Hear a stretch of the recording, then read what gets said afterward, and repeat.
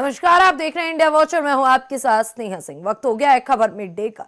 खबर mid day में आज हम चर्चा करेंगे उत्तर प्रदेश के मिल्कीपुर में चाहे उपचुनाव या फिर दिल्ली का विधानसभा चुनाव, हर तरफ सीएम योगी इस बार जमकर प्रचार कर रहे हैं। फिलहाल विकास जी, आपका इंडिया वॉच में बहुत बहुत स्वागत है।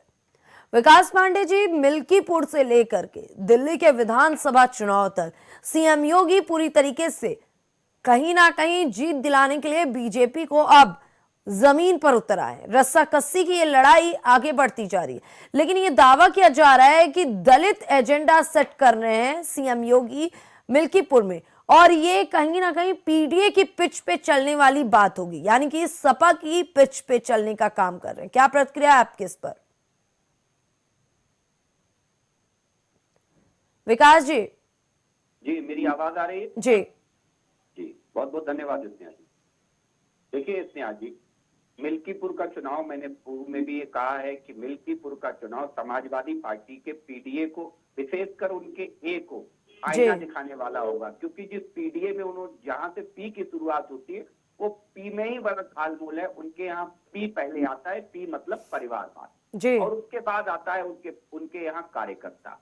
तो मुझे लगता है समाजवादी पार्टी जिस झूठे पीडीए का राग अलाप करके 2024 में चंद सीटें हासिल कर ली, तो मुझे लगता है कि ये मिल्कीपुर उस बात की बानगी पेश करेगा स्नेहा जी कि मिल्कीपुर में भारतीय जनता पार्टी कमल खिलाएगी, और इस बात पर भी मोहर लगाएगी कि जो समाजवादी पार्टी का पीडीए है, जब भी समाजवादी पार्टी को पीडीए में डी की चिंता करने का अवसर मिला तो उसने डी की चिंता छोड़ करके अपनी ए की चिंता की। और ये एक बार नहीं है कि समाजवादी पार्टी जब डी की बात आती है तो ए की चिंता करती है। आप याद कर लीजिए, डी की सबसे बड़ी नेता है आदरणीय बहन जी मायावती जी, और देखिए क्या क्या स्थितियां रही समाजवादी पार्टी की। जब बहन जी ने समर्थन वापस लिया तो उसके बाद समाजवादी पार्टी ने किस तरीके का व्यवहार किया, वो गेस्ट हाउस कांड इस बात का उदाहरण है। तो मुझे लगता है समाजवादी पार्टी को कई बार चीजों को एक अलग दृष्टिकोण से देखने की भी आवश्यकता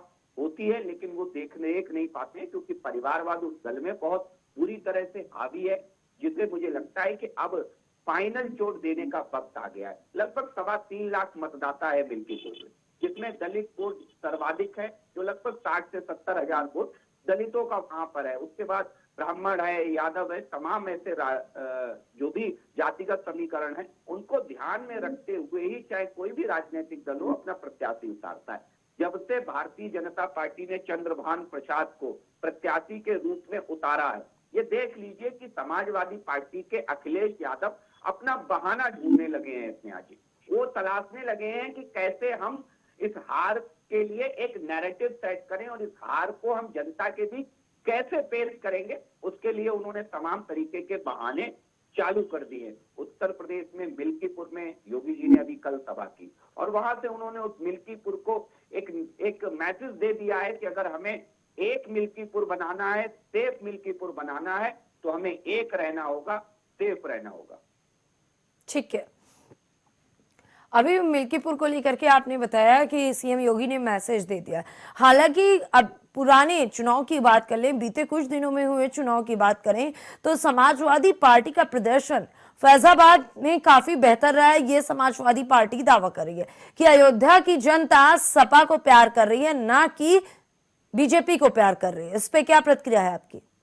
देखिए, कितना समाजवादी पार्टी को अयोध्या की जनता प्यार करती है ये किसी से छुपा नहीं है। ये समाजवादी पार्टी के लोग हैं, इनका थोथा दलित प्रेम अयोध्या ने देखा है।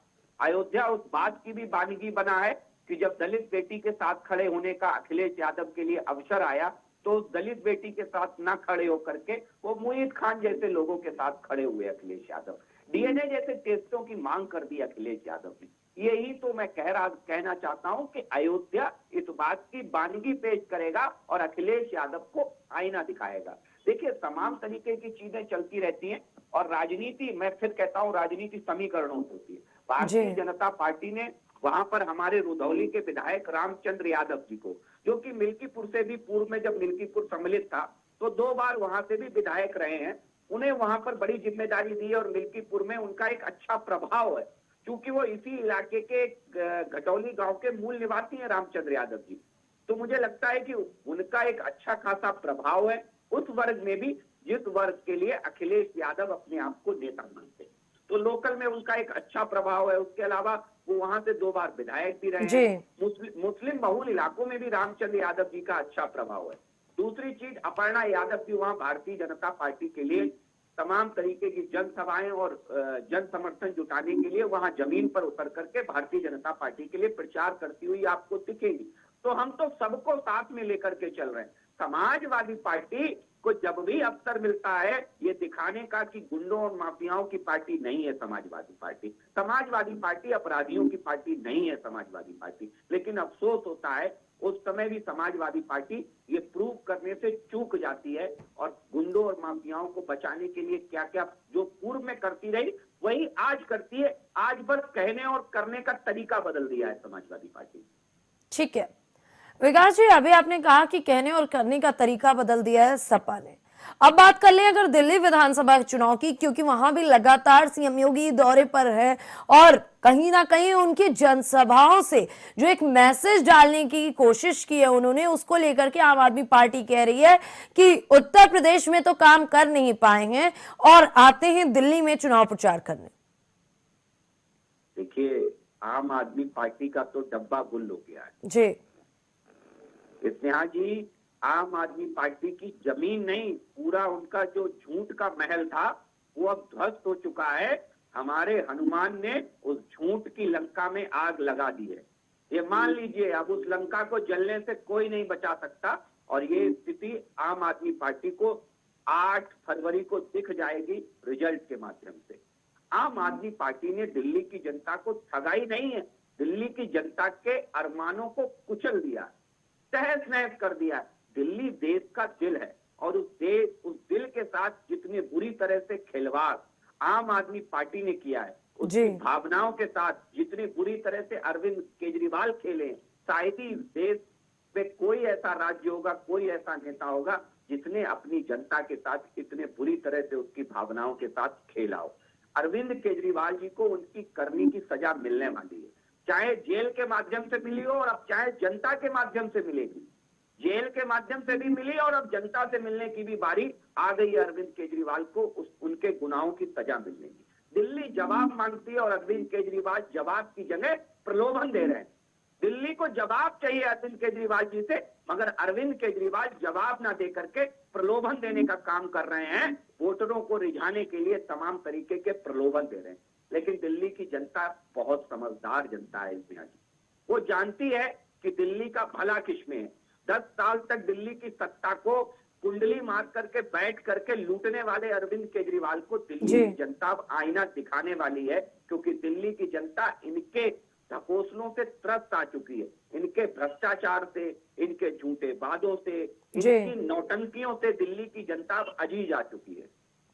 अभी विकास जी, आपने जब दिल्ली की बात पे जवाब देना शुरू किया तो आपने कहा हमारे हनुमान वहां की लंका में आग लगा चुके हैं। ये हनुमान से आप किसकी ओर इशारा कर रहे थे? दुनिया जानती है कि हनुमान कौन है। हनुमान वो सेवक हैं कि जिन्होंने प्रभु श्री राम के एक इशारे पर सहस्त्रों योजन का समुद्र पार कर दिया और उस समुद्र पार करके आताताइयों की लंका नहीं, में वो तो आग भगवान लगा दी। हनुमान के बारे में हर कोई जानता है, लेकिन ये बीजेपी की हनुमान की बात। देखिए, भारतीय जनता पार्टी के हनुमान अगर कोई हैं तो वो हम सबके आदरणीय मुख्यमंत्री योगी आदित्यनाथ जी हैं। और वो जहां जाते हैं, आप देख लीजिए, महाराष्ट्र में जब हनुमान गए तो 18 सीटों पर प्रचार किया और उनमें से 17 सीटें जीती। हरियाणा में हमारे हनुमान गए तो उन्होंने 14 सीटों पर प्रचार किया, 10 सीटें हमने जीती। तो उत्तर प्रदेश के हमारे आदरणीय मुख्यमंत्री योगी जी जब भी जहां जाते हैं तो हनुमान की तरह विरोधियों की लंका में आग लगा करके आते हैं। विकास जी, अभी आपने कहा हमारे हनुमान, बीजेपी के हनुमान, और आदरणीय सीएम योगी को आपने हनुमान कहा, और जब समाजवादी पार्टी स्वर्गीय मुलायम सिंह यादव को पीडीए के भगवान बताती है तो आप लोग कहते हैं कि ये सही नहीं है। देखिए, हनुमान जी से भगवान से तुलना का अभिप्राय हमारे हनुमान जी से था। आप समझिए मेरी बात को। और हमें इस बात का गर्व है, अगर वो पीडीए का भगवान कहते तो उस पीडीए के भगवान को तब क्या हो जाता है जब सरयू का रक्त निहत्ते राम भक्तों के खून से लाल हो जाता है और वो पीडीए के भगवान जनता के सामने ये कहते हैं, अपने एक वोट बैंक के सामने ये कहते हैं कि हमें अगर दोबारा मस्जिद बचाने के लिए गोलियां चलवानी पड़ती तो हम दोबारा चलवाते। तो वो कैसे पीडीए के भगवान हो सकते हैं, ये पूरा देश और प्रदेश जानता है स्नेहा जी। ठीक है विकास जी, दिल्ली से लेकर के अगर मिल्कीपुर के उपचुनाव तक की बात करें तो कहीं ना कहीं सीधे तौर पर इस वक्त पूरी कमान संभालते हुए सीएम योगी नजर आए और ये कहा जा रहा है कि 2024 के लोकसभा चुनाव में जो सीटें गड़बड़ हुई थी उसकी वजह से सीएम योगी और किसी और पे भरोसा करके जिम्मेदारी ना देके खुद सारी सीटों को संभालने के लिए मैदान में आ चुके हैं। देखिए सबसे बड़ी बात यह है कि हनुमान जी ऑलराउंडर थे, आपको मालूम है स्नेहा जी।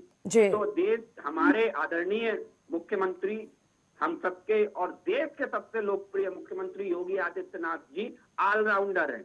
उन्हें आप कैसी भी पिच पे खिला दीजिए, चाहे पिच पे सामने कांग्रेस बॉलिंग कर रही हो, चाहे पिच पे सामने आम आदमी पार्टी बॉलिंग कर रही हो और चाहे पिच पे सामने समाजवादी पार्टी बॉलिंग कर रही हो, लेकिन वो आज के हनुमान हैं, वो इस कलयुग के हनुमान हैं। उन्होंने लंका को भी जलाया और लंका के साथ साथ विभीषण को भी रास्ता दिखाया।